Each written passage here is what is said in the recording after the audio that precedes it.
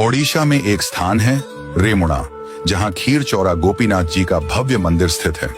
वहां रात्रि में ठाकुर जी को 11 मिट्टी के स्कोरों में खीर का भोग लगाया जाता है और भोग लगने के बाद जितने दर्शनार्थी होते हैं सब में वह खीर प्रसाद स्वरूप बांटी जाती है। एक दिन की बात है, श्री माधवदास जी वृंदावन के महान संत जगन्नाथपुरी जा रहे थे। रास्ते में रुककर रेमुणा पहुंचे।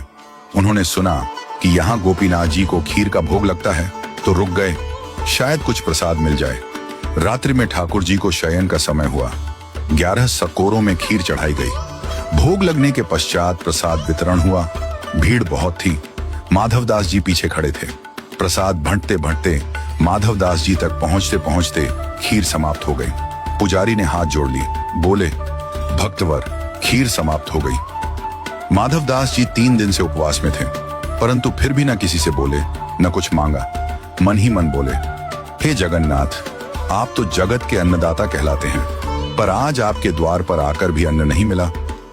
वे एक वृक्ष के नीचे जाकर बैठ गए, भूखे प्यासे पर मौन शांत भक्त वत्सल भगवान के भरोसे। रात्रि में ठाकुर गोपीनाथ जी ने पुजारी को स्वप्न दिया, उठो, एक खीर का सकोरा मैंने बचा कर रखा है, जाओ उसे लेकर माधवदास को दो, वे भूखे हैं। पुजारी चौंक गए, बोले, प्रभु, मैंने तो 11 स्कोरे ही चढ़ाए थे और सब बांट दिए थे।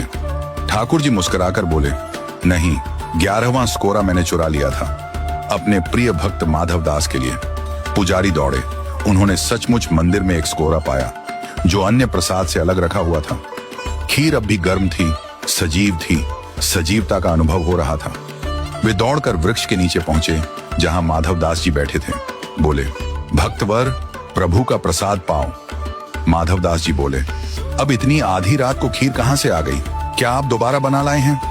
पुजारी भाव विह्वल होकर बोले, नहीं, प्रभु गोपीनाथ जी ने आपके लिए स्वयं चुरा ली थी खीर, आप भूखे ना रहें, इसीलिए। यह सुनते ही माधवदास जी प्रेम में झूम उठे। अगली सुबह उन्होंने मंदिर प्रांगण में नृत्य करना प्रारंभ किया। बोल उठे, वहां मेरे ठाकुर, दूसरे भगवानों को लोग चढ़ाते हैं, लेकिन मेरे ठाकुर जी तो चुराते हैं अपने भक्तों के लिए।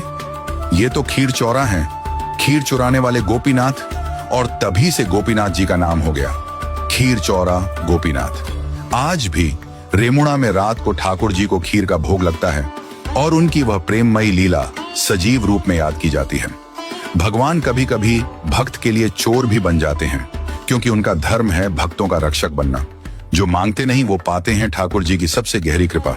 बोलिए भगवान जगन्नाथ जी की जय, संत माधवदास जी की जय। जय जय श्री राधे।